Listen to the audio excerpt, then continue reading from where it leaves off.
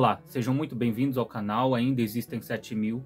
Curta, compartilhe este conteúdo, ativem as notificações e se inscrevam no canal e nos ajudem a divulgar a palavra de Deus em sua essência.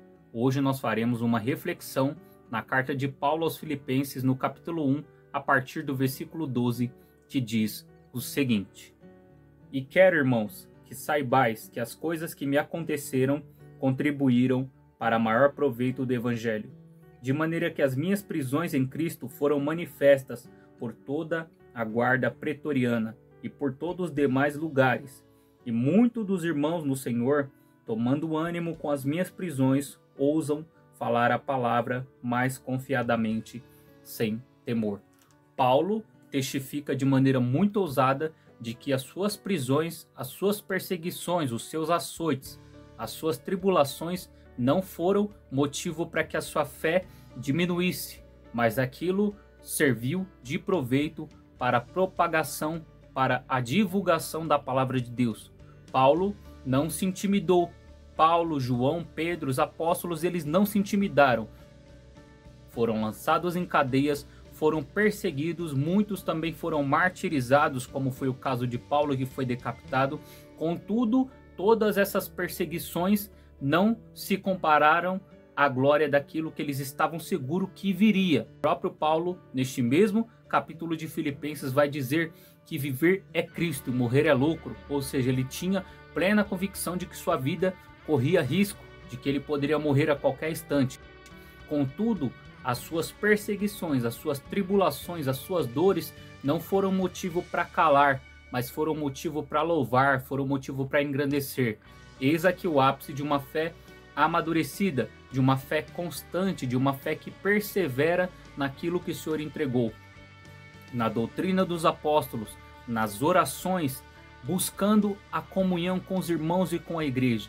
A fé do cristão precisa ser genuína, precisa ser forte, precisa ser firme, tanto no momento da bonança, como também no momento da tribulação. Quando os discípulos estavam no barco com Jesus e houve aquela tempestade, eles clamaram e ficaram com medo, eles temeram pelas suas vidas e foram chamar o seu mestre, foram chamar o Senhor. Contudo, o Senhor veio e aplacou aquela tempestade com uma palavra. Ele disse para o mar se calar e o mar se calou. Quantos de nós, diante das tempestades, muitas vezes ficamos agitados, ficamos muitas vezes desnorteados, ficamos desbaratados sem saber o que fazer. Contudo, para aquele que tem a sua fé firme em Cristo Jesus e uma visão muito clara de que aquelas tribulações não são para nossa destruição, que ainda que nós padeçamos necessidades, que ainda que nós padeçamos dores, que tudo isso são coisas que são passageiras, porque o choro dura uma noite, mas a alegria sempre virá pela manhã. Assim como o sol que precede a noite, assim como a noite que também precede o dia, as coisas não são constantes, mas são fases. Nós passamos por momentos de tribulação e dificuldade.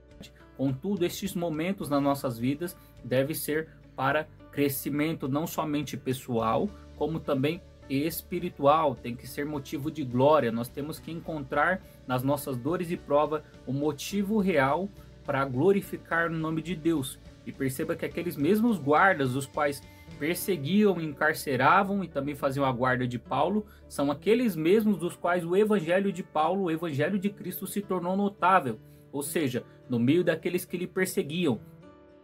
Perceba que a palavra de Deus, que é viva e eficaz, não tem nenhum tipo de empecilho que faça com que ela penetre nos corações. Paulo diz que a palavra, o evangelho se tornou notório no meio da guarda pretoriana.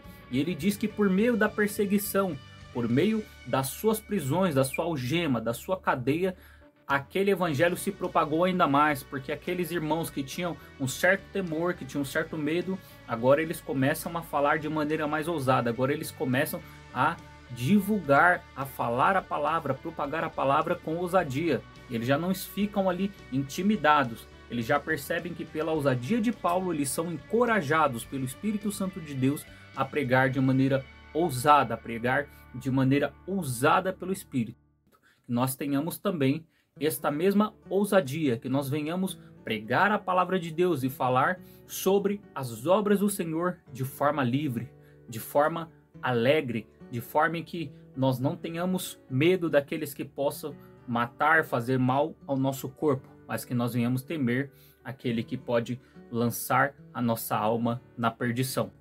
Que essa palavra edifique o seu coração, que a nossa fé seja edificada em Jesus Cristo, aquele que nos traz firmeza, aquele que nos traz paz para os momentos de dificuldade e fraqueza. Que Deus abençoe a sua vida, curta, compartilhe este conteúdo, ative as notificações, se inscrevam no canal e fique de olho em nosso conteúdo. Deus abençoe.